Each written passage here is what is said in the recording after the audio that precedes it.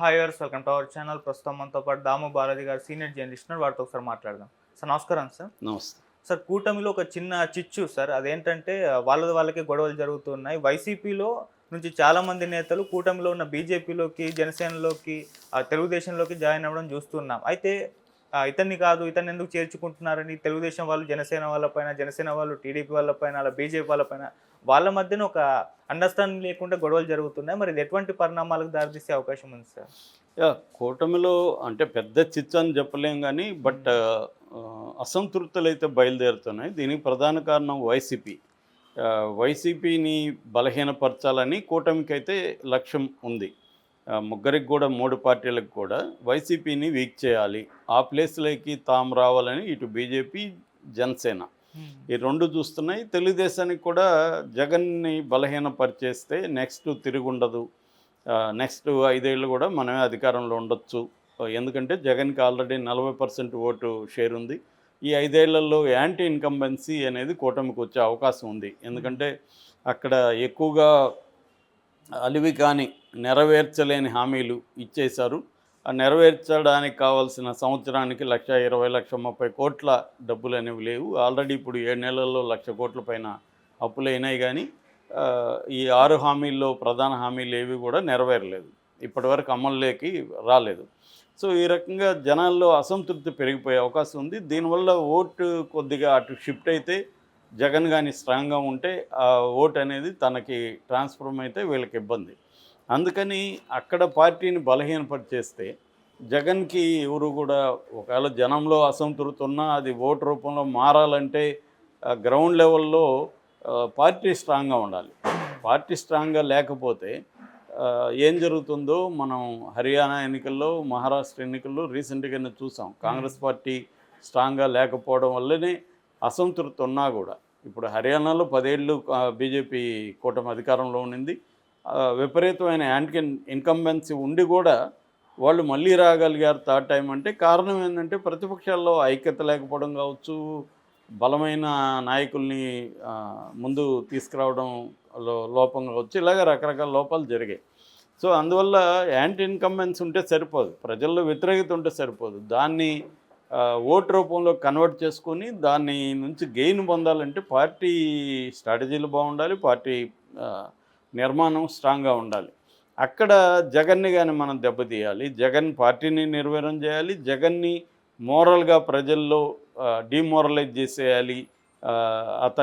అతనికి ఉండే ఒక లెజిటిమసీ అంటే పోరాడతాడు జగన్, ప్రజల వైపు ఉంటాడు, ప్రజల్లో నిరంతరం ఉంటాడు, ఇట్లాంటి వాటిని అంతా కూడా బ్రేక్ చేయాలి, జగన్ని బలహీనపరచాలి అన్న ఒక స్ట్రాటజీతో మూవ్ అవుతున్నారు కూటమి. అయితే ఇప్పుడు దీనికి కూటమి ఐక్యంగా ఉండాలి, కూటమి ఐక్యంగా ఫైట్ చేయాలి కదా. ఇప్పుడు అధికారం రాకముందు ఐక్యంగా ఉండడంలో పెద్ద విషయం లేదు. ఎప్పుడైనా అధికారం వచ్చినప్పుడే లుకలుకలు బయలుదేరుతుంది. ఎందుకంటే అధికారంలో లేనప్పుడు అందరూ బాధితులుగా ఉంటారు, వైసీపీ బాధితులు కాబట్టి ఒక యూనిటీ ఉంటుంది. రెండోది మనం పవర్లోకి రావాలి, మనకు పవర్లోకి వస్తే మనకు కూడా వస్తుంది అని అందరూ ఆశిస్తారు.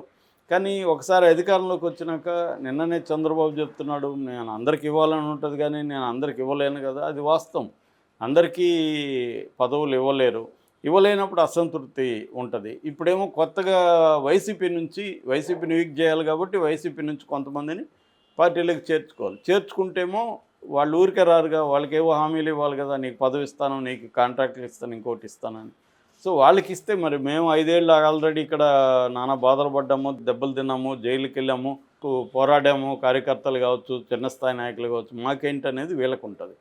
ఇటువంటివి నేచురలే. ఇప్పుడేమైందంటే కూటమి సమన్వయ కమిటీలో గతంలో ఏం తీర్మానం చేశారంటే ఎవరైనా పార్టీలో చేరాలంటే మిగతా వాళ్ళు అబ్జెక్షను అడగాలి, మీకేమైనా అబ్జెక్షన్ లేకపోతేనే చేర్చుకోవాలనేది వాళ్ళు ఒక ఒప్పందం చేసుకున్నారు ఈ 3 పార్టీలు కలిపి సమన్వయ కమిటీలో.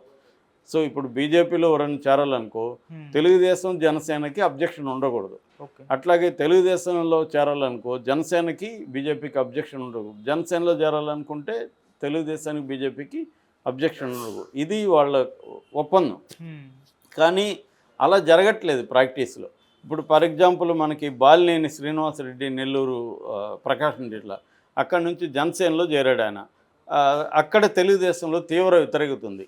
వాళ్ళు ఓపెన్గానే వ్యతిరేకించారు బాలినేని చేర్చుకోవడాన్ని. పవన్ కళ్యాణ్కి విజ్ఞప్తి చేశారు, కానీ పవన్ కళ్యాణ్ వాళ్ళ మాట వినలేదు, చేర్చుకున్నాడు. మరి అక్కడ వీళ్ళ ఒప్పందం ఏమైంది? పవన్ కళ్యాణ్ చేర్చుకోకూడదు కదా. అట్లాగా చాలా విషయాల్లో పవన్ కళ్యాణ్ బాలినేని, సామినేని ఉదయభాను, రీసెంట్గా గంజి చిరంజీవి మంగళగిరి గంజి చిరంజీవి సాక్షాత్తు లోకేష్ మీద పోటీ చేయాలనుకున్న వ్యక్తి గంజి చిరంజీవిని చేర్చుకోవడం కూడా ఎవరికి ఇష్టం లేదు అక్కడ, కానీ పవన్ కళ్యాణ్ చేర్చుకున్నాడు. అట్లాగే బీజేపీలో విశాఖ డైరీ చైర్మన్ ఆడారి ఆనంద్, అతన్ని బీజేపీలోకి చేర్చుకున్నారు వైసీపీ నుంచి. అది అక్కడ తెలుగుదేశం జనసేనకి ఇష్టం లేదు. సో ఇలాగా వీళ్ళు చేసుకున్న ఒప్పందం ప్రకారమే వీళ్ళెవరూ కట్టుబడి ఉండట్లేదు.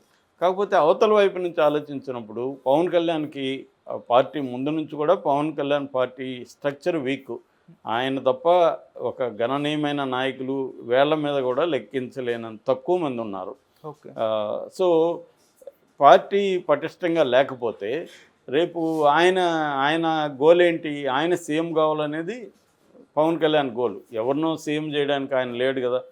ఇప్పుడు అవసరం కాబట్టి, ఆయనకి మ్యూచువల్ అవసరాలు ఉన్నాయి కాబట్టి ఆయన చంద్రబాబు సీఎంగా ఉండాలని ఒప్పుకున్నాడు. ఇప్పుడు అంటున్నాడు 20 ఏళ్ళు కూడా చంద్రబాబు సీఎంగా ఉండాలని. కానీ రేపొద్దున ఆయన గోల్ ఏంటి?